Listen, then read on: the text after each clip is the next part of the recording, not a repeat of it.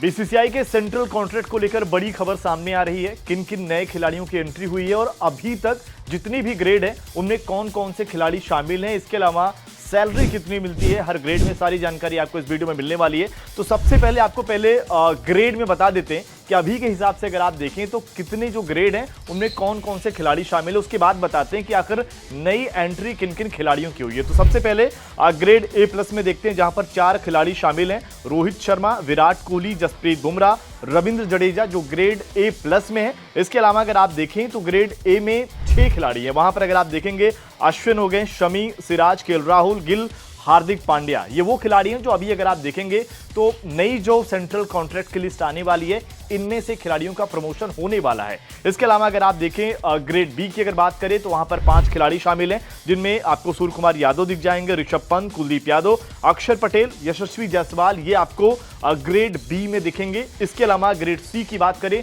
तो यहां पर 15 खिलाड़ी शामिल हैं, जिनमें रिंकू सिंह है, तिलक वर्मा, ऋतुराज गायकवाड़ हो गए। इसके अलावा शार्दुल ठाकुर, शिवम दुबे, रवि बिश्नोई, जितेश शर्मा, वॉशिंगटन सुंदर, मुकेश कुमार, संजू सैमसन, अर्शदीप सिंह, KS भरत, प्रसिद्ध कृष्णा, आवेश खान जो ग्रेड C में है।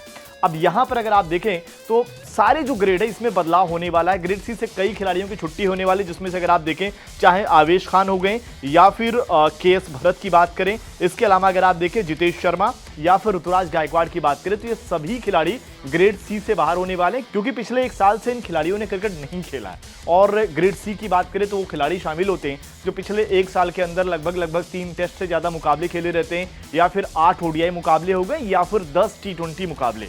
अगर वो इसके एलिजिबल होते हैं तो फिर फायदा उनको ग्रेड C में मिलता है, जिसमें अगर आप देखें जो नई एंट्री होने वाली है वो है अभिषेक शर्मा हो गए, नीतीश कुमार रेड्डी हो गए, इसके अलावा हर्षित राणा, वरुण चक्रवर्ती, और फिर अगर आप देखें श्रेयस अय्यर की भी एंट्री होगी, लेकिन ग्रेड C में नहीं होगी बल्कि ग्रेड B में होने वाली है। वरुण चक्रवर्ती, हर्षित राणा, नीतीश रेड्डी, इनकी भी यहां पर अगर आप देखें ग्रेड मिल जाएगा, क्योंकि नीतीश कुमार रेड्डी भी अगर आप देखें तो बॉर्डर गावस्कर ट्रॉफी में 5 टेस्ट मुकाबले उन्होंने एक ही साथ खेले थे। तो ये कई सारे परिवर्तन होने वाला। अभिषेक शर्मा के लिए अच्छी खबर है, क्योंकि फाइनली अगर आप देखें back to back T20 series खेल रहे हैं वो, तो ऐसे में ग्रेड में नहीं है तो उनको ग्रेड मिलने वाला। और एक सवाल जो बहुत समय से चल रहा है कि क्या ईशान किशन को ग्रेड मिलने वाला है, सेंट्रल कॉन्ट्रैक्ट में आने वाले हैं, तो भाई ये थोड़ी सी निराश करने वाली खबर है, क्योंकि ईशान किशन को अभी अगर आप देखें तो बीसीसीआई का सेंट्रल कॉन्ट्रैक्ट नहीं मिलने वाला है, क्योंकि जिस तरीके का प्रदर्शन अभी उनका और पिछले 1 साल में उन्होंने इंडिया के लिए कुछ क्रिकेट खेला नहीं है। अगर आगे चलकर कुछ अच्छा प्रदर्शन करते हैं,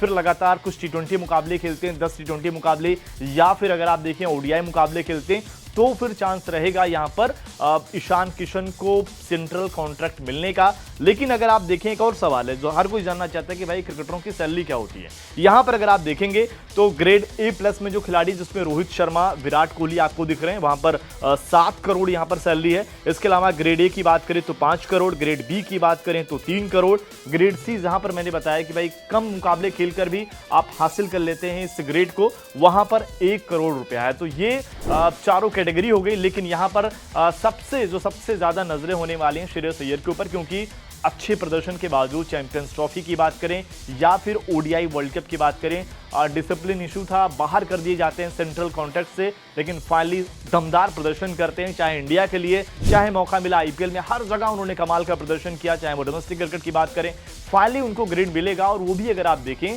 ग्रेड C या ग्रेड B नहीं बल्कि ग्रेड A में आ सकते हैं श्रेयस अय्यर। वहीं ग्रेड A की बात करें तो रोहित शर्मा, विराट कोहली वहां पर आपको दिख जरूर रहे हैं, लेकिन एक बदलाव ये हो सकता है, क्योंकि ग्रेड A+ में अगर आप देखें वो खिलाड़ी होते हैं जो तीनों फॉर्मेट खेलते हैं। यहां पर अगर आप देखें विराट कोहली ने T20 से रिटायरमेंट ले लिया है, रोहित शर्मा का भी अगर आप देखें तो T20 से रिटायरमेंट तो है ही। यहां पर खबर तो ये भी है कि शायद टेस्ट भी उनका इंग्लैंड दौरे से पहले आखिरी हो सकता है। तो ऐसे में वहां पर भी आपको कुछ बदलाव दिखेगा। लेकिन सवाल ये रहेगा कि आखिर ग्रेड A+ में जो 4 खिलाड़ी शामिल होते हैं, नई इस लिस्ट देखने के बाद क्या लगता है कि इनमें से कौन कौन से खिलाड़ियों को ग्रेड A+ में रखा जाएगा? अपनी राय आप भी कमेंट करके जरूर दें। स्पोर्ट्स नाउ पर अगर आप नए हैं तो चैनल को सब्सक्राइब भी कर लें।